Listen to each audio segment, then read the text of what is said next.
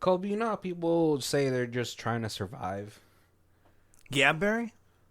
I'm trying to live.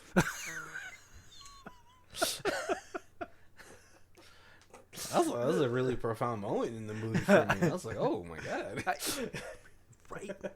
Of course, he said it more eloquently, but that's besides the point. My name is Barry. This is Colby. And this is Who Watches This. Bum, bum, bum, bum. Theme music.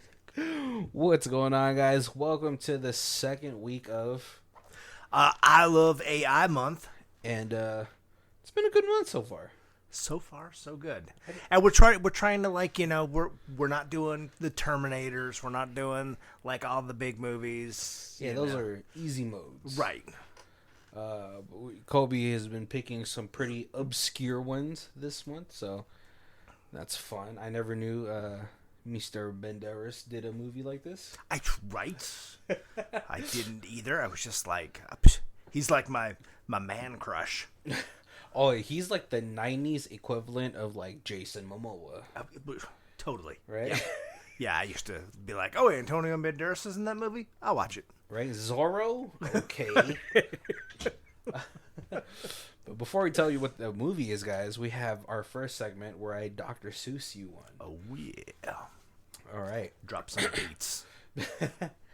I Robot, but it's Antonio. Now I need to know what's the dealio. Surrounded by robots with thoughts of their own, now he's afraid he might die alone. Is this just random mania, or is it 2014's AUTOMATA? I felt like that was like, yeah, that sounds good. Yeah. And well, we got a little surprise for you after we do the whole review section for you guys. This one's going to be a little more eloquent because it's all written out now for today. It's actually scripted. Yeah, it felt appropriate for you guys, right? But first we want to do, I do want to say like the title card, because there's a title card for this movie, and then we actually have it up right now too. So this movie is going to be 2014's AUTOMATA. It's an AI movie starring Antonio Banderas as a futuristic insurance agent for a robot company. Yep. Right? But the whole premise of this movie starts off that it's increased solar storms have turned the Earth's surface into a radioactive desert and reduced the human population by 99.7% to 21 million people. Oh, shit. Yeah. Like only New York's left. That's the worst one. I've lived there, so I could say it. You know, if I had to pick like a place to just be fine, I feel like somewhere in Canada where they're nice. Yeah. I don't know. Or the Philippines. Australia is probably about 21 million people.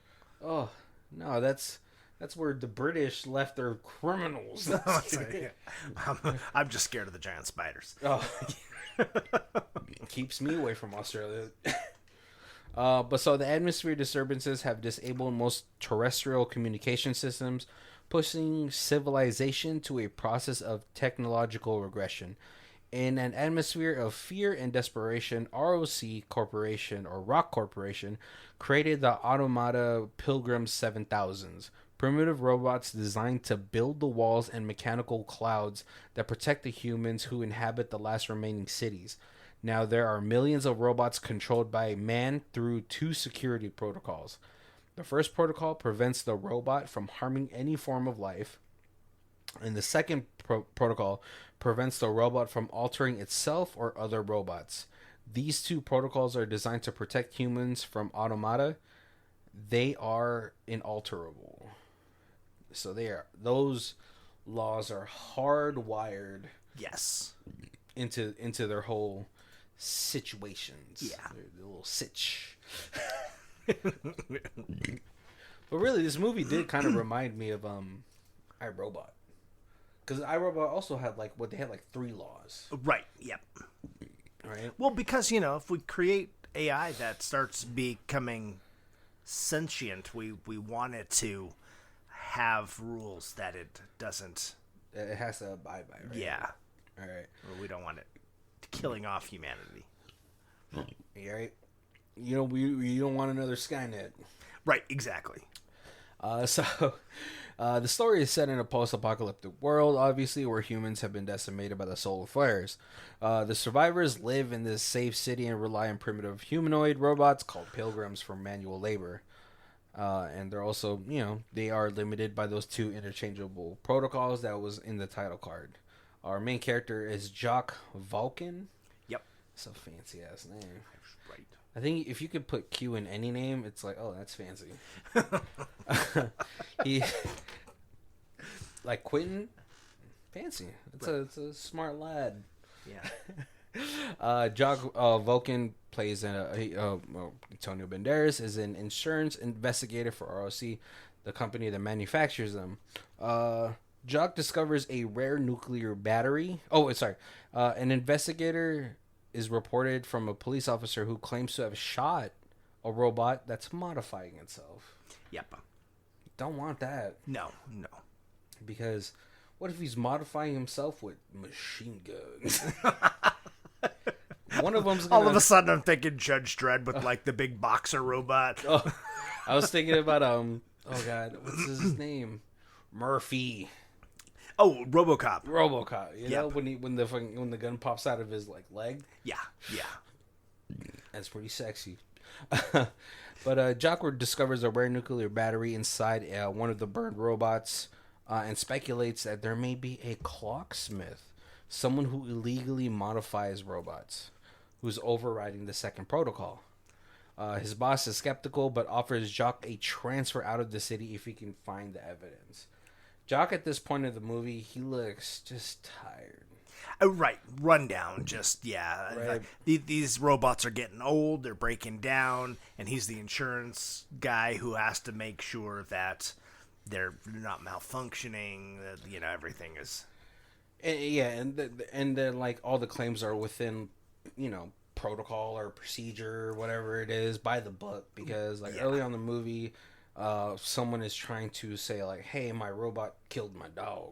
Right. My dog is my wife's best friend and it's not supposed to harm anything. Now look how sad my wife is. Yeah, and then in the book it says family. We consider the dog family. Right, and then he does a couple tests and he realizes that... You guys are lying. Yeah. The wife is like, I told you. Redneck jerk killed his own dog and then blamed it on the robot. The wife was so sad, but like... The guy looks like he's coming home to punch, Just like Theo Von said, he drinks Monster Energy drinks and he's punching his wife. Yeah, I love Theo Von. That dude's like a case study for just... I gotta show you a video after this. But Jock and the police officer, played by Skyler from Heroes, Zachary Quinto. That's him. No, the police officer is... He's the guy, McDermott? Oh, it's Dylan McDermott. Why Yeah. did I think it was Zachary Quinto. That's the police officer who does it, right? So Jock wants to find the evidence that there was the robot that was like altering itself. Right. And so he gets partnered up with Wallace for a short moment. They go to a brothel where they find a robot named Cleo, who is a modified robot. It's a sex robot club. Yeah. I was like, I was waiting. I was like, okay, I saw the menu. I was like, how's this gonna work? Because I've seen the robot so far, and I'm like, I don't know if you should put your dick in there. It's not as sexy as you would expect a Sex robot. Yeah. Right. But after they can't really find their answers, Wallace shoots Cleo in the leg and threatens Jock to split the proceeds of the rare battery on the black market. Like the cop is crooked. Oh yeah, and he definitely hates robots. That was actually, he kills the first robot because he's like, it was looking at me like it was alive. Yeah. Oh yeah. That he does say that. But Jock follows Cleo's owner to a clocksmith named Dr. Dupree, who installs the modified CPU in Cleo, causing her to self-repair. Right. And Dr. Dupree's like, it took me years to know how to do that. And so...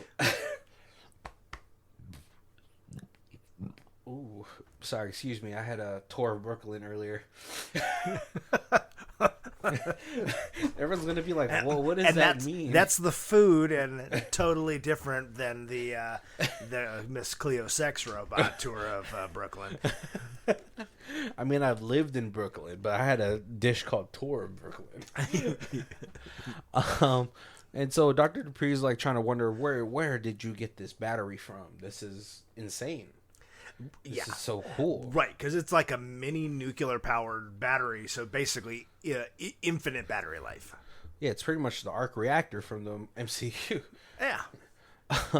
But before they can really delve into it any further, ROC, who Jock works for, they intercept a message that he had sent out, and they had sent assassins to kill her.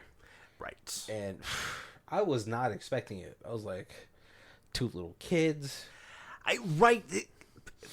So watch this a couple times just to, get the, because the first time I was like, why are there little kids trying to kill the doctor? And it kind of like, I didn't get that they're assassins. Right.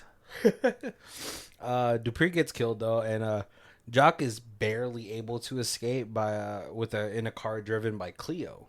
When they crash in the desert, Jock's injured, and Cleo takes him into the desert, where they are joined by 3 other robots who refuse to obey Jock's orders. Right. And meanwhile, while this is all happening, Jock has a pregnant wife at home. Yes. And at first, she was like, "I don't." Very pregnant. Yeah, she was like, "I don't want to transfer. We have a decent life here. We have health insurance." I was like, you know what? I'm really glad that in the future you're still worried about health insurance. Like, the world only got decimated to what 0.7% of the original population, but we still have to worry about freaking healthcare. Right. Yep.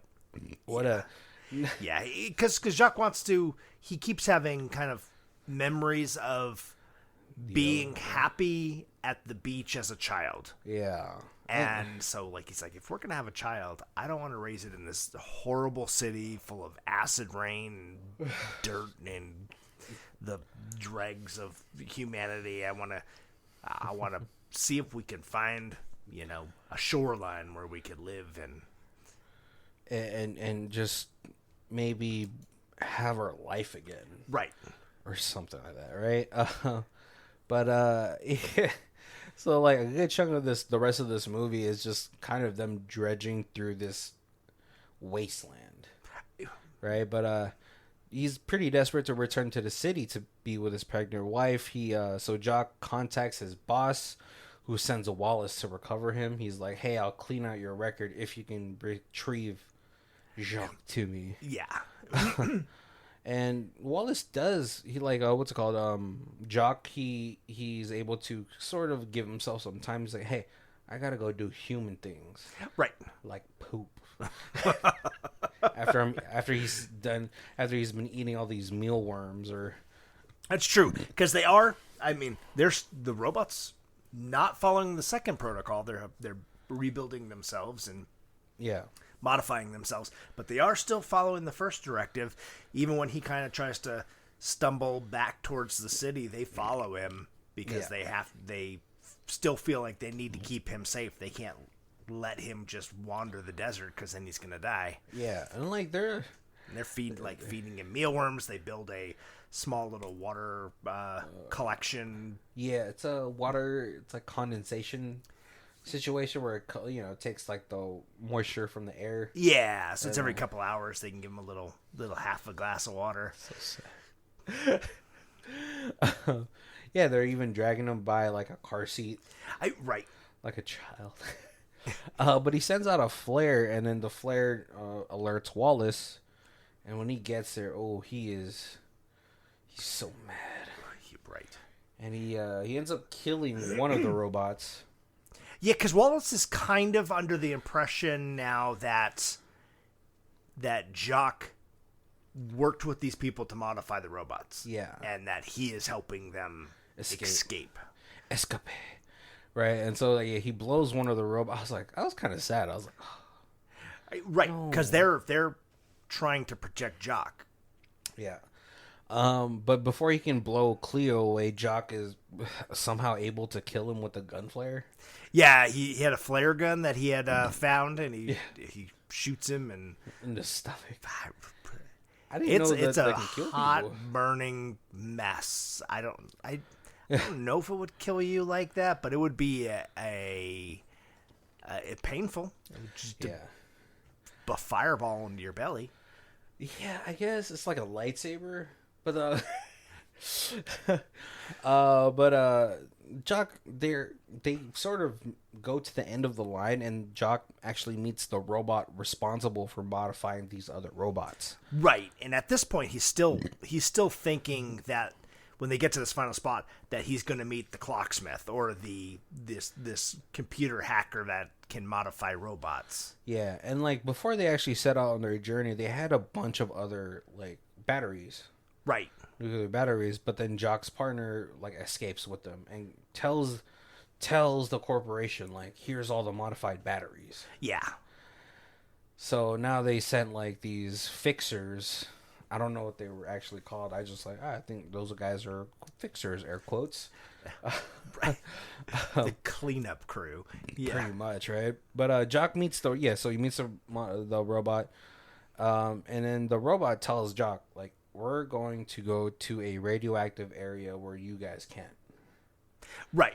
Yeah, and it's kind of like, why wouldn't you just let us go live there?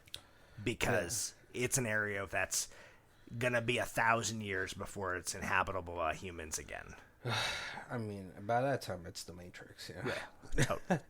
But ROC forces Jock's boss to accompany a team sent to kill Jock and the unknown clocksmith before the robots can evolve further beyond human understanding. Right. So at this point, the bigwigs at the ROC have finally told Jock's boss, like, hey, you know what? This is the stitch right here. You know, let's get down to brass tacks. Other fucking idioms for like, I'm gonna tell you the truth now. Yep. So the first pilgrim that they actually end up building, they were learning from each other. Right, and at that point they hadn't put any protocols in. Right, because it's like, you know, it's the first one. It's like your first kid. You know, you fuck up with that one, and then you like fix it with the second. Yeah. And he kind of basically describes it as it's like, for the first 5 days, it was learning from them, and then it learned how to talk, and then it was like raising a child, and on the 8th day, it was like having a conversation with, you know, a fellow peer. Yeah. And then on the 9th day, it stopped communicating with them because it had exponentially grew human awareness and human knowledge. Yeah, it's like, it kind of reminds me of the scene from Her. Did you watch that movie? I have not.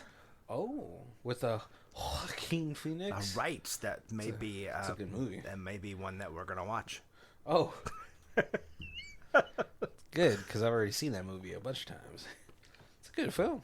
That's another one I'd never heard of. Oh, really? Till I was looking. I think I was like with my best friend. I was like, oh, we gotta watch that movie. You know, it's like Scarlett Johansson's voice. I could just imagine. No, but like, you know, obviously we're pretty big fans of Joaquin Phoenix. He takes on like really diverse roles, right? And that one was just, it was good, yeah.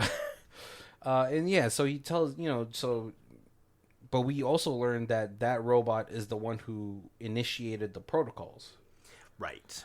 Like that's why it's so infallible. Right. That's why humans can't hack it. It's because this robot that's so much more advanced than us created them. Yeah. Well, no. I'm also talking about the protocols, the first two. Right. The don't hurt living beings and no altering. Right. Or something. But it created the protocols, right? Yes. Okay. Yeah. All right, I just want to make sure. And so, yeah, Jock meets the robot who says, yeah, they're going to go to this radioactive place. Jock eventually gives them the battery. I think he's sort of come to this realization is like, I'm probably just going to die here. Because when, like, the cars that are all there, they have, like, no engine. Right, yep. It's all frame, no engine. Pieced out and stuff, yeah. But, they use that battery and create, which is like the biggest issue when it comes to like AI robots, and they create this half dog, half insect, but its design and it's just so much more fluid looking. Like the robots that we see, or like the pilgrims that we see throughout this movie, it's sort of like almost reminds me of like those automatons that they used to have at like Chuck E. Cheese. Right. You know, it is still clunky and walks and looks like a robot. Like you'd see some like the Tesla robot. Yeah, or like the freaking the first droids from Phantom Menace. Yeah. You know, Roger. Like it doesn't look like they can jump around or anything, but this one it's like back in the day when when I used to buy toys, wrestling toys could only move like their arms and their legs. You couldn't move their joints. Oh right, yes. Right, and then the Hardy Boys and a lot of these the Hardy Boys, Edge and Christian, the Dudley Boys. Right. They kind of made tag team really popular. Remember during that time, it was that was like the TLC matches, but those toys were the hardest to get because those toys you could actually bend the joints, and they can kind of move fluidly. And you're like, This is so, and this is what this robot is like. It has like these little pulses, like these keys or whatever. The outer shell, it's very wavy. Later, we learned it has like retractable spikes, like a porcupine, for defense. For defense, it's crazy, right? And Jock sees this, but then the next morning when he wakes up, the robots actually make him an engine for one of the cars. Yeah. But unfortunately, when Jock leaves, Conway, the leader of the ROC team, reaches the robot outpost and he destroys two of the robots. Again, I was like, why do I feel sad right now? Well, yeah, because at this point, especially the first robot has developed a consciousness. Yeah, and then you get a little of that from Cleo, but it's still developing. It's still developing because her like they have like a little dance scene where they're listening to music, and Antonio Banderas is a little drunk because he hasn't eaten, and the only thing there is a bottle of booze, which is going to dehydrate you. Right, but pretty much you're like, if I'm going to die, I might as well just die drunk. Right. But yeah, she when they kind of have a conversation, she kind of reverts to that like her sex robot. And then he's like, "Oh, no, that's no." Well, she's like moaning, and then she's like, "Do you love me?" Right. But while Conway and his goons reached the outpost, Jock actually reaches the place where his former boss died, because we learned, like, during that exchange, we learned that the fixers and the boss had now brought Jock's wife and child along. Right. As like collateral or whatever, or is like, well, might as well kill the whole family, right? Or it's at least we have them, you should come out, and give yourself up, and so Jock finds a dying robber and returns to the outpost as Conway wounds Cleo and kills the evolved robot. Again, I was like super sad about that. And like they have like a really good exchange, because like Conway's like, you're just a machine, and then the what's it called, the evolved robot, he's like, and that's like me saying you're just a human, or you're just an ape, a violent ape. I was like, oh my god, Frieza from Dragon Ball Z. But as Conway prepares to kill Jock, the new robot saves his life by pushing Conway off. So like Jock is able to kill a couple of the other guys, and he has like sort of like almost like a grandstand with the Conway until like the new robot like friggin' tackles. Yeah. And then he just falls to his death. Jock, obviously fucking scared, he grabs the gun, and the dog is like, "Whoa, I thought we were cool, man." Right. Because up to that point, he was like, these robots are still actively trying to follow their first protocol and save the human life. Yeah, and the dog, I think the dog's making choices. Right. It's a very dangerous precedent. It had the awareness to be able to hurt one person to save another. Yeah. But, when Jock pointed the gun, he's like, "Oh, you want some too?" But Jock, he's able to overcome his distrust of the robot when he hears his baby crying. Yeah. And then Jock puts Cleo and the new robot onto the little crane over the canyon or the gorge. Right. And they say goodbye to each other. I think Cleo was kind of in love with Jock, though. She was like, "Goodbye, Jock Vokan." I was like, "Are you in love with him?" But it was hard to tell because I'm like, she was basically designed to love, to at least give that impression, and so like always had the sexy voice, even like when they were just. Yeah, but it's the day after, so it probably already evolved even more. But true, to at least develop a respect, right?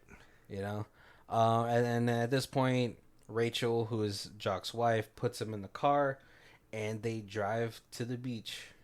Yep. And she's like, "Look, it's what you always dreamed of," and the movie ends. Right. All right.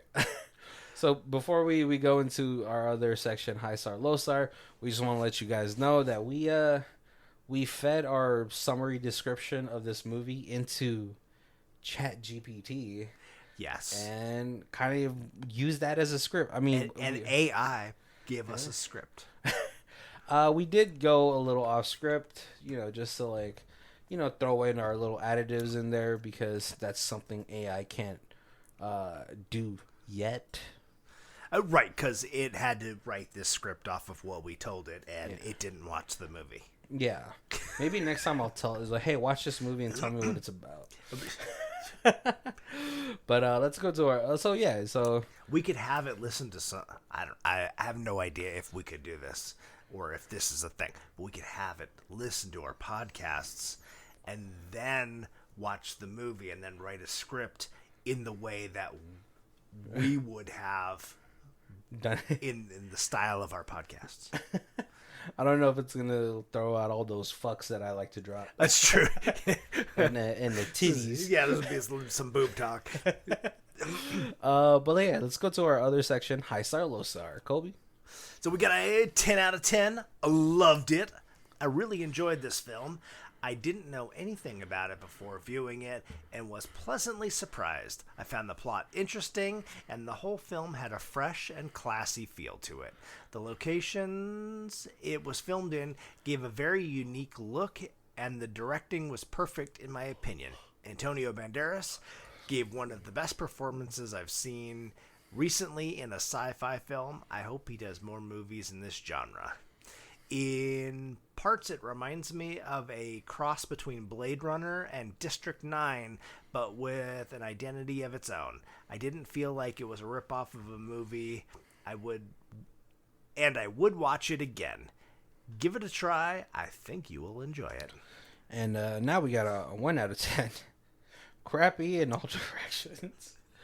Bad storyline, incongruent, uninteresting scenes, unnecessary details. Bad acting, including Miss Griffith Banderas. Oh, Miss Griffith? Because at that point, Melanie Griffith was married to Antonio Banderas. Really? Yeah. Oh, it's just... I think maybe because I grew up with, like, Antonio Banderas. It's like I feel like he was like much younger. And her terrible face work. Gosh, did you have a facelift in Poland because it was cheaper? Jeez. Secondary school philosophy ideas picked up at Tupperware parties or cocktail lectures about the future of mankind and technology. Nothing unseen or unheard many times before. The sets are deplorable, trying to feed on Blade Runner. Nice desert though, probably because it was not CGI. The robots are bad too. There's already better robotic hardware out there, or the CG solution could have saved the face. Looks like a B soap opera. I think this guy totally did not understand what the movie was kind of going for with these robots. Right, and this was a independent film. It was only a $15 million budget, which is for a sci-fi movie like this, that's incredibly small budget. Yeah, and I'm like, oh man, I'm thinking about it too. It's just like, I like, the robots weren't meant to look super futuristic. They wanted the robots to sort of stay simplistic, you know, like expose wires. So it's like if it gets out of hand, you can have a chance at it. Jeez, I don't think I'd have a chance against an iRobot robot. Right, yeah. These were basically, these are just dozers. These are just like big robots that were meant to build walls, move things, do some of that manual labor that the lack of human existence. Yeah, like you know, where places humans couldn't go. Right. I mean, like I think. And it was cool because I liked it when they would take off the face. Because then, like, you know, as humans, we got to give things like faces, like something that's like close to our likeness. Yeah. Just as God did. But it's easier for us to accept those type of faces, right? Right. I like the whole symbolism when they started, when the robots started taking the faces off. And like Cleo had like a few stages. Like originally when she was the sex robot, she had the wig. Yeah. And then like once it got into the desert and they started going through the desert, then the wig disappeared. Yeah. And then she was the very last one to remove her face. Yeah, completely. And I mean, like, kind of like General Grievous. Right. But yeah, I thought it was cool too. Like towards the end too, the symbolism of like when she finally took off the face and like left it in the sand. Yeah, was sort of like her leaving that part. Right. Now she's a robot and she's leaving the humanity. Yeah, and not the humanity, but the human being behind. Yeah. And I think we get like a lot of interesting conversations between Antonio Banderas and the first robot, who, you know, they're trying to talk to each other about like it's like almost like existential crises. Right. It's like more towards like Banderas, where he's like, you know, we created you, and it just seems like at some point we will disappear. And the robot's like, well, you know, we will be your remnants. Right. You know, almost like, he's basically saying, like, we will be your, what's it called? Like, you will be our legacy, ancestors. Yeah. Yeah, and we will be your legacies. Right. You know, for you guys to create us, who, you know, technically is, you know, a robot that can repair itself and, like, upgrade itself. And it has, like, a sentient. Right. It is basically, it's like, hey, you created a program that, or a robot that is now basically alive. And now that robot has learned to create new robots. So like that robot's your child, and that robot can now, even though it's not birthing, it's creating. So it's going to have children, which will then. Yeah. And it'll continuously keep getting better and better. Yeah, and I think one of the great things about this movie is like, even though it's a sci-fi movie and they could have really just leaned into the CGI, I feel like they saved it all for the dog. Right, being able to move as fluidly as it does, like the body, the shape, the work that they did on the dog, it looked really realistic. Yeah, and it was like the very, like I said, the first time I watched it, that's like you're like, what, they're building like a cockroach dog because like that's gonna be the thing that's gonna live in the desert, and then you're like, but it doesn't matter what it looks like to them. It doesn't have to have the human form because they're starting their new robot society out in the radioactive Badlands. Yeah, and like one of the things that they say to, like, you know, when they talk about the first robot and after it stopped communicating with humans is like, well, my understanding is beyond you. Yeah. And so what's to say that what they create isn't kind of perfect, or at least perfect for the situation, the environment, right, and all that stuff. So like, yeah, like at first too, I was like, why did they make a dog? Or like a freaking Pokemon. It totally does. But like, if you think about it, you know, there's like a lot of logistics that we probably wouldn't understand. You know, and then there's like a line that she says, Cleo to Antonio Banderas before he leaves, and she's like, do you know why the rain changed? He's like, no. He's like, why? He's like, well, you probably wouldn't understand. Right, and it was earlier, like she asked why the balloons were out as far as they were, because the balloons were like monitoring the clouds to try to create safe rain. Yeah. And he basically kind of said that. He was like, well, yeah, this is, and then she's like, why is the rain bad for you? And he's like, well, because we're people, but you know, you wouldn't understand. Yeah. And now it's like 48 hours later, and she is exponentially farther than he is, where like, she's like, I now know, but I can't explain it to you because you wouldn't understand. Yeah. And it's like, probably the robot's like, even if I tried to explain it to you like a child, like at most you would have to have like an IQ of 280.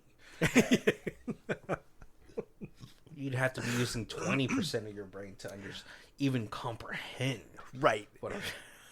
It's like really like watching it the second time, like all that stuff seems so much more clear. Yeah. Where the first time I was like, like I said, it's like a weird cockroach dog thing.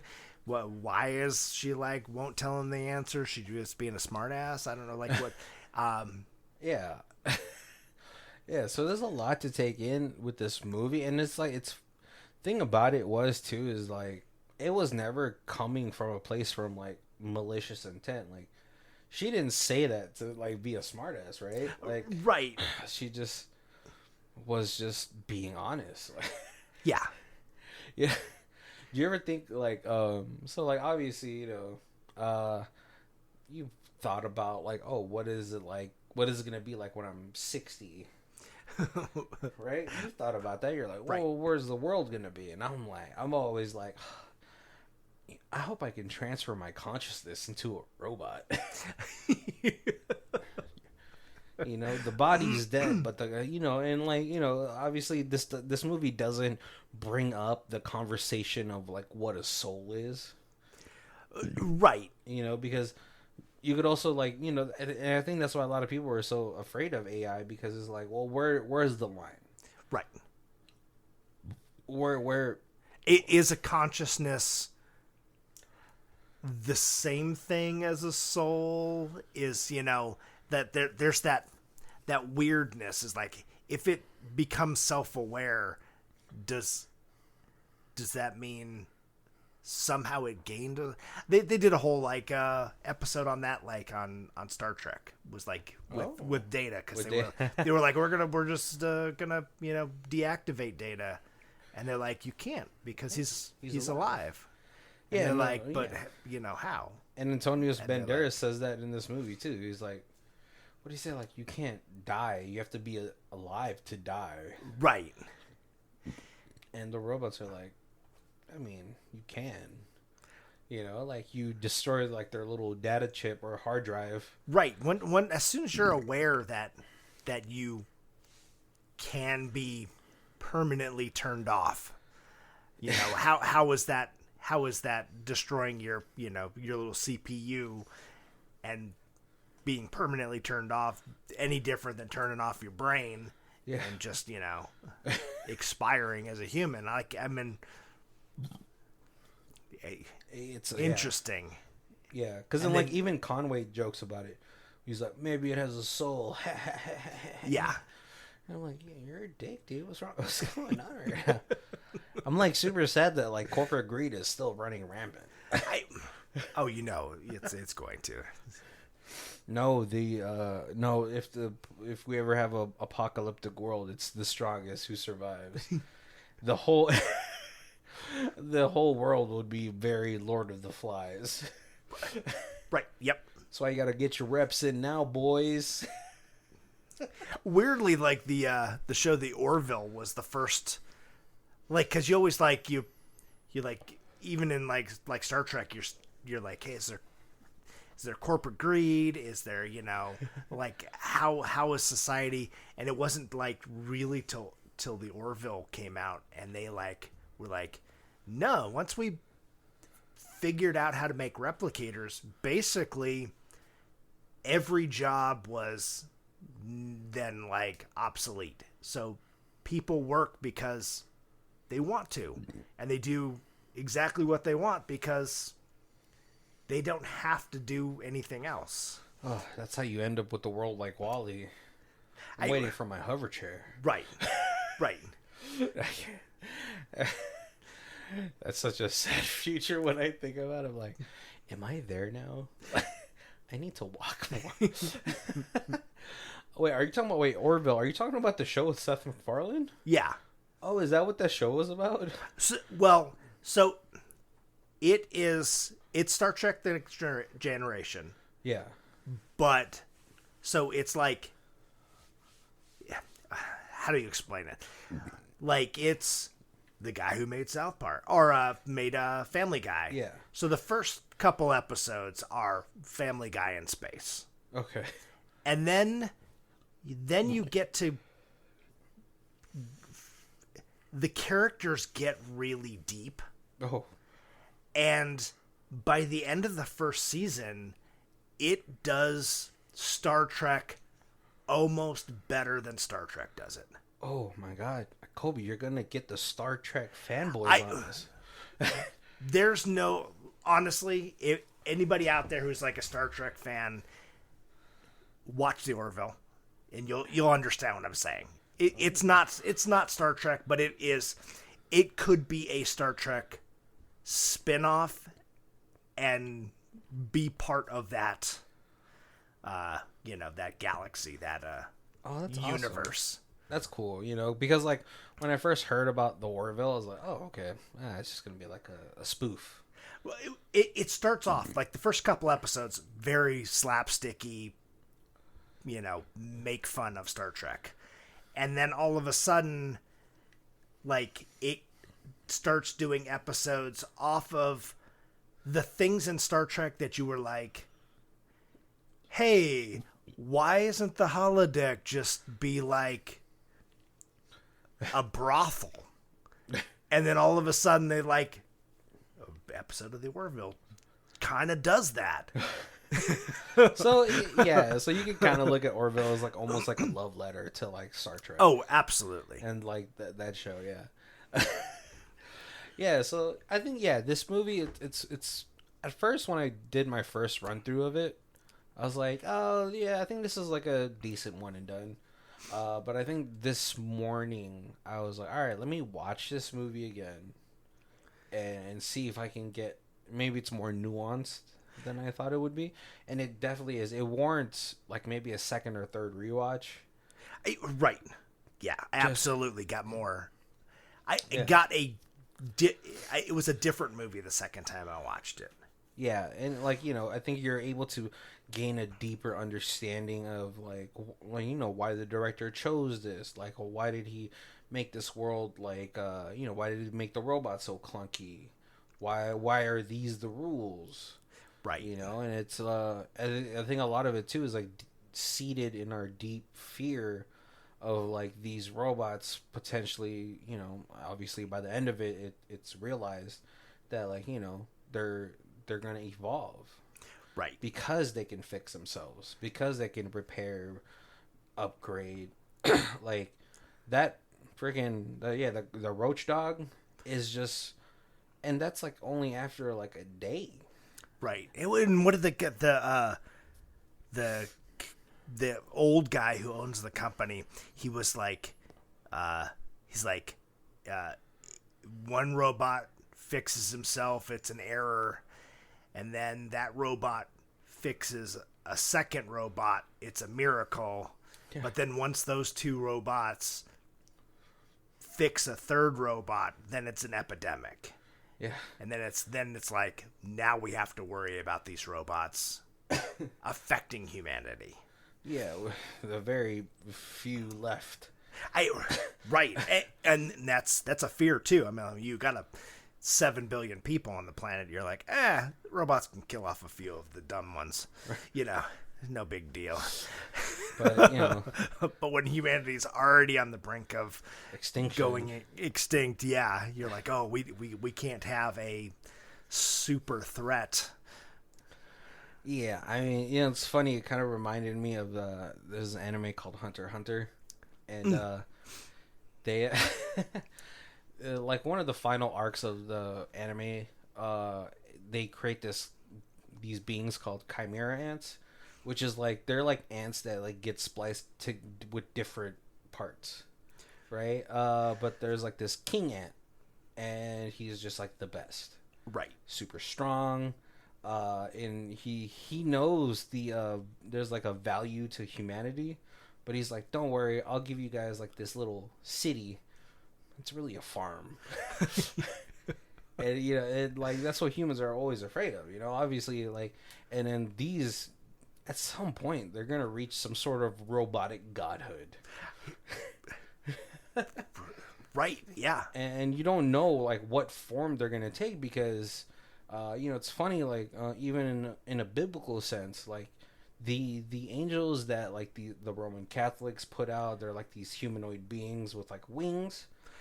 But then when you look at like what the Bible says it looks like, it's almost like an H.P. Lovecraftian description. Yes. And like even like a movie, there's like movies out there like freaking Kevin Smith, or even the show Supernatural, which had angels and demons and all that stuff. They always talked about how like, well, if you see my true form, your head will explode, because right. Yep. it'll be beyond human comprehension. And so like there's also that fear. It's like, what are these robots gonna look like a year from now? Because like that roach dog, it doesn't look like anything that like a human would. I mean, no, actually, I can't say that, because if you ever seen kids' drawings, like that's what that looks like. But you never know. Like at some point, it's gonna look like a freaking just a super fluid metal being. Right, because I'm like, they could just, that could be their evolution. Is it's just every new generation of robots they make have a totally different form, because now that's the form that is best suited to fit the environment. Or yeah, you know, and then like, you know, obviously you got the fear of the T-1000 or T-2000. I forgot which one was the runner. Oh yeah. Is it T-2000 or 1000? It's 1000, right? Because was Arnold T-100? Yes. Yeah. There you go. You know, and it's like, yeah, it'll just become like this mercury blob that's like adaptable to any environment. Right. Yes, and if they keep learning and evolving, that is certainly a possibility that they.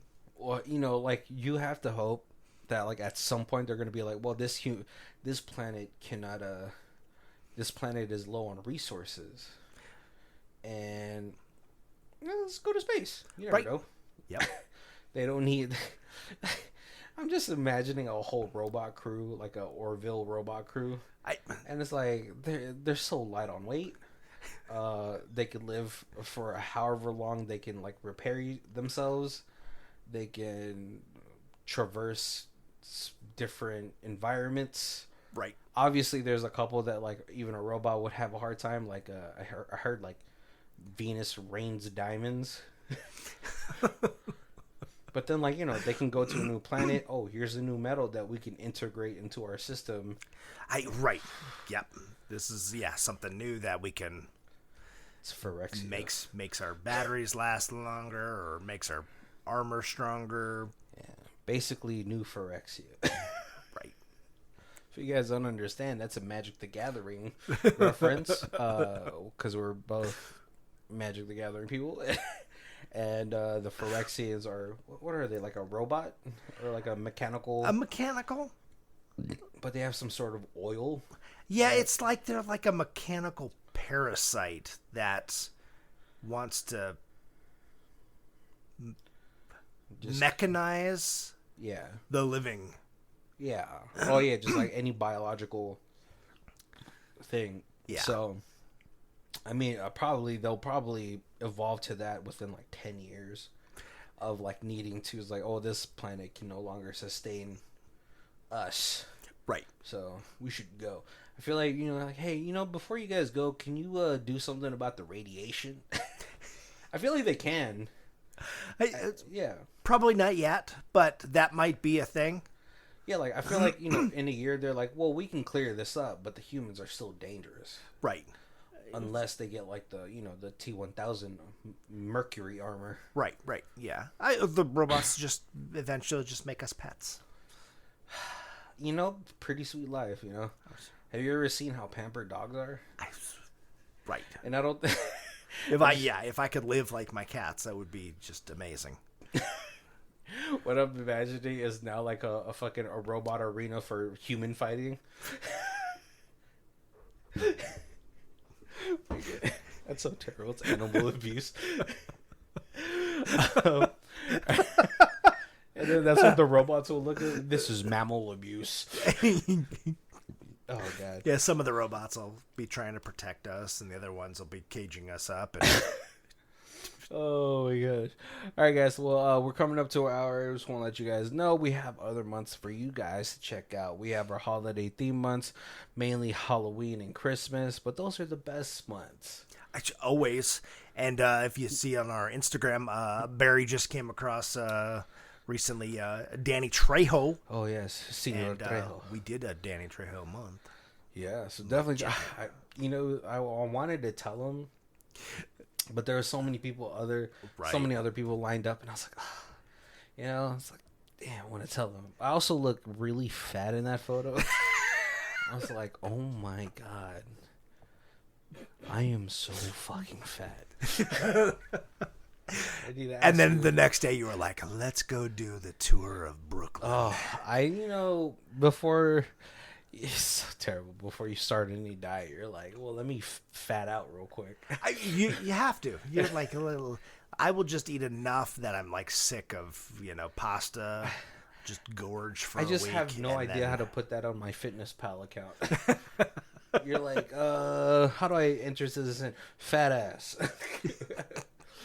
But yeah, make sure to check out our other theme months. I feel like we have something for everybody, and definitely check that out. But we have our reviews in 4 different sections. We have Stream It, DVD It, Blu-ray It, and the Ultimate Box Collection. Colby, where are you at today? I feel like Blu-ray on this would I feel like there'd be some extras. There has to be some extras on this. Yeah, this really does feel like I was like, man, this really feels like it was lifted from a graphic novel. Right. And I mean, it's not, there's action in it, but it's a slow burn kind of like think about movie, just so you know, it's like going into it, you're not like, oh, this is going to be like Terminator, or it's going to be like iRobot. Yeah, definitely that's what I was thinking too. But yeah, it's a decent thinker. I mean, like, a lot of the topics I feel like have been discussed about the dangers of AI and all that stuff. But, because it's becoming more prevalent now with all the new AI generators and all that stuff. And, it's maybe it's like a good reminder of what could be or what you shouldn't want to do. They say if you can think it, it can happen. Right. You know, the human imagination is kind of dangerous, but like you could also, like we'll use that as a precursor to like, hey, let's not get too far into it. Yeah. I just always go like back to the Jurassic Park quote with the Malcolm said. He was like sometimes, we're so excited to see if we can do it, we don't know if we should do it. Right? Or the famous Pet Cemetery. Sometimes dead is better.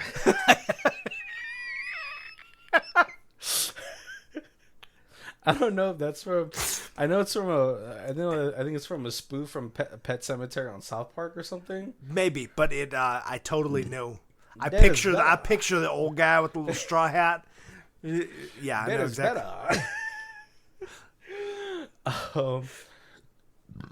Yeah, I'm definitely looking at Blu-ray too. I think Antonio Banderas, which I feel like I don't get to see it like as much as anymore. Maybe he's just enjoying retirement, but maybe. Yeah, because he was in a ton of stuff like back in late 90s, early 2000s. Yep. But he doesn't phone it in, man. The guy went pretty hard for this role. Yeah, actually he when he read the script, he put money in and became one of the producers. Oh, nice. Like when they were like still in pre-production. Yeah, good for him, man. Believing in the project and all this stuff. So, but thank you guys for joining us. Make sure to check down all our links down below. We have Amazon affiliate links that hopefully you guys can shop on and make a little extra cash. Enough for 2 steak dinners at a Texas Roadhouse. Hey. On a totally side note, but on that, Texas Roadhouse doing really well and expanding. They're apparently they're going to start moving into a bunch of other states that don't have them right now. So if you don't know what the Texas Roadhouse is, maybe in the near future one will open up near you. I mean, everyone loves Patrick Swayze. That's right. Roadhouse. Have you been into Texas Roadhouse? Is there a Patrick Swayze somewhere in there? Because I would just be disappointed if there wasn't. Just a cardboard standee of him. There's one near the Costco I go to, but I haven't eaten there yet. But we also have all our social medias, our Facebook, our Twitter, our Instagram. Make sure you follow us, like us, share us. Get the word out that we're the best movie review podcast for underrated movies around. We're introducing you to some new stuff, some underground stuff. Yeah, right. And hey, feel free to send us suggestions for theme months or for theme movies. Yeah, check the email weekly, guys. Or on Facebook, which is probably the easiest way to reach us at. Right, yeah. I'm on it, Facebook all the time, so I'll see your message within 24 hours probably. All right, guys. Thank you guys for joining us. My name is Barry. This is Cole. And this is Who Watches This. If you guys want to check out does the theme music, it is Lee Rosevere. It's called Arcade Montage. It's on our album, Music Her Podcast 3, and our Bandcamp is down below. Thank you.